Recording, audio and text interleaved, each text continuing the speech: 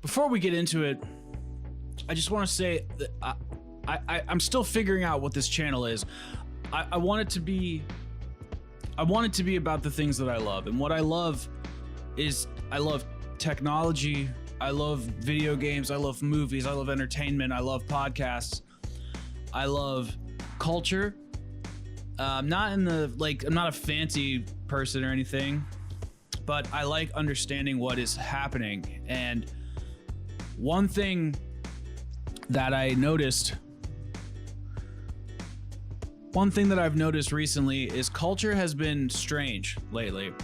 It's all been about trying to take control over one another. And I don't think that this is a mainstream thing. I think it appears to be. I think people on both the right and the left, culturally, politically, have a sense of control and power and they want to utilize that power. And they want you to feel bad for trying to just live your life as a regular human being, a regular American, a regular European, a regular African, a regular Irishman, everything. And when I heard that the Golden Globes were on yesterday, I couldn't have given a less. I couldn't have. I really didn't care.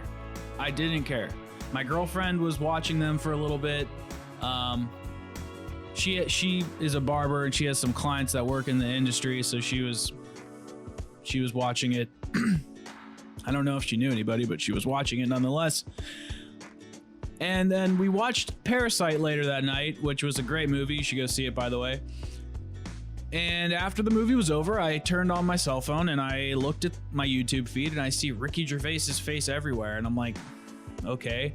So NBC is on the trending page or on the homepage of YouTube, and I click it and I start listening to his monologue. And keep in mind, I'm not a Ricky Gervais fan. I've never really seen much of his work. I've never seen his stand-ups. I've never seen one of his stand-ups. I've never seen him in The Office. I've never seen anything. I know who he is. I know what he's about. Never seen him once.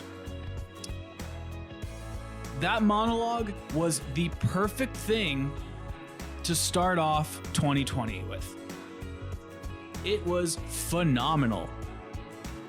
Destroying those people's egos, which I think still needs some work, is exactly what we need as a culture. It's bigger than that because we're so interconnected globally, and I'm not like a globalist by any means, but we are interconnected. It's undeniable. We are. And seeing Tim Cook at the Golden Globes, seeing all the big time actors, all the big time producers, executives, all of them in one room. That room has more important people in it than any room, probably politically. Like the influence these people have is insane. And I'm not some conspiracy theorist or anything like that. These people have a lot of power and a lot of influence, and they love to sniff each other's butts. They love to suck each other's, and then they want to shit on us for just being average Americans, for maybe accidentally throwing our cardboard sushi thing in the wrong bin at Whole Foods, or maybe driving a Toyota Tacoma because you need it for work, but that's a gas guzzler, so you're a fucking bad person.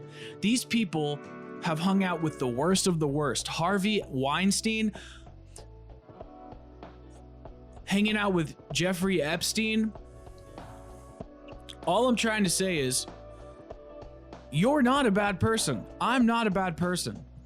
These people think everybody around them, and, well, let me rephrase that. These people think that the average American's a bad person because they're bad people, because they are surrounded by shitty, trash people. And then they think, oh my God, well, if Harvey Weinstein's like this, and Jeffrey Epstein's like this, and blah, blah, blah's like this, and da-da-da, well, then everybody must be this way. Because these people have been in Hollywood for years, and it's old money, and it's kind of a bubble, and they don't know. So, all I really wanted to just touch base on was that we're all decent people. Maybe not everybody. There's obviously shitty people. There's obviously racists and terrible people out there. No one is denying that there are terrible people in the world, but 98% of us are fine. And it's these assholes, the elites in power on both sides.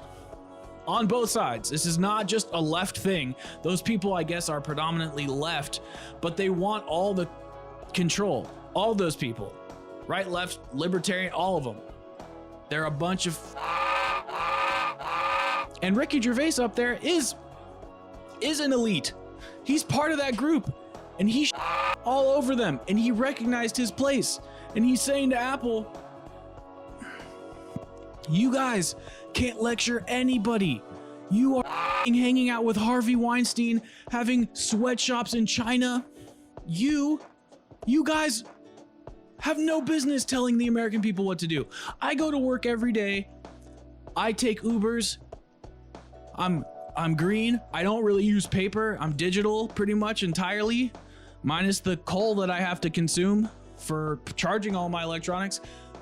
These people have no idea what the fuck they're talking about. I'm glad that people are standing up to it. We had Bill Burr last year, Dave Chappelle, Joe Rogan, I guess. I don't think people really know. When people say Joe Rogan, I shouldn't have said that. He drinks a little too much of the Kool-Aid, but he does have big political figureheads on his show, and I respect that. We've been seeing Andrew Yang, Tulsi Gabbard, Bernie Sanders, all on those shows. I don't know if Andrew Yang was on it, but he was on the H3H3 podcast. Connecting with the American people in a better way than just sitting on a commercial saying, vote for Hillary Clinton, you sexist racist. By the way, I am covering for Harvey Weinstein, the rapist. You guys suck. So that's all I wanted to say. Ricky Gervais said everything we were thinking. Every single thing. My name is Skeptics, signing out. Peace.